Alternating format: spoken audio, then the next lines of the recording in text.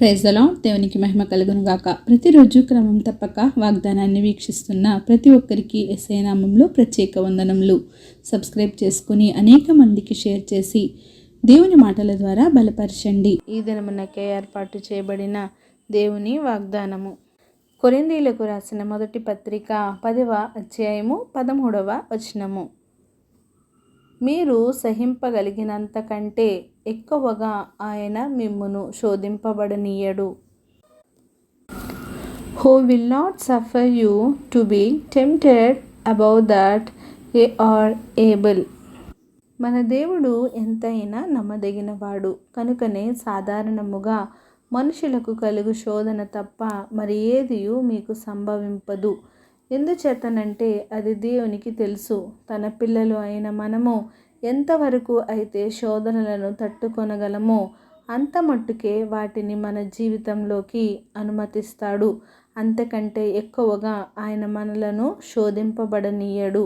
అంతేకాదు, సహింపగలుగుటకు ఆయన శోధనతో కూడా తప్పించుకొను ఒక మార్గమును తప్పకుండా ఆయన మనకు తెలియపరుస్తాడు. మన కొరకు దానిని కలుగ చేస్తాడు. కొంత మట్టుకు మనము ఓర్పు సహనము కలిగి నిరీక్షణతో ఆయన కార్యము కొరకు ఎదురు చూడాలి. అంతేగాని దేవునిపై సణగకూడదు, దేవునిని శోధించకూడదు. మన పూర్వీకులైన వారు, మన పితరులైన ఇశ్రాయేలీలు మోషేను దేవునిని కొందరు శోధించి సర్పముల వలన నశించిపోయారు. కొందరు సణిగి గొణిగి సంహారకుని చేత నశించిపోయారు. ఆహారము కొరకు సణిగిన వారు ఆ ఆహారము గొంతులో ఉండగానే చనిపోయారు. కనుక మనము దేవునిపై సనగకూడదు, దేవునిని శోధించకూడదు.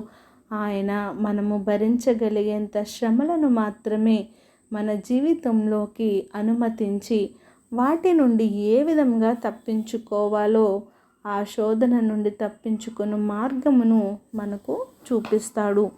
యోబును అపవాది ఎంతగానో శోధించాడు. యోబు తట్టుకోగలిగేంత వరకు మాత్రమే శోధించగలిగాడు. అంతవరకు మాత్రమే దేవుడు సాతానును అనుమతించాడు. అంతేకాదు, జయించే శక్తిని దేవుడు అనుగ్రహించి రెట్టింపు దీవెన ఆశీర్వాదాలను యోబుపై కురిపించాడు. శోధనలయందు శ్రమలయందు పట్టుదల కలిగిన వారమై దేవునికి ఎల్లప్పుడూ సన్నిహితముగా జీవించాలి.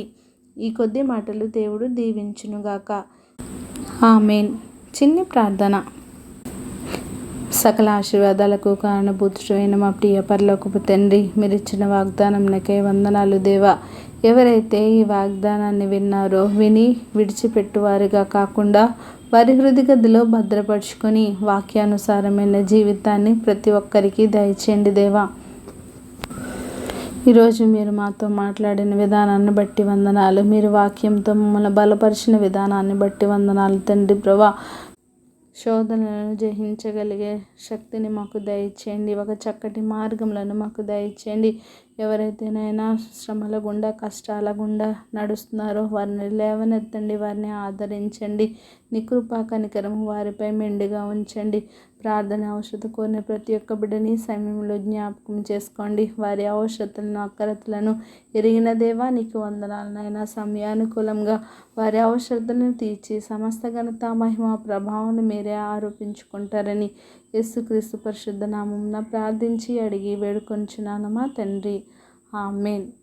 God bless you all.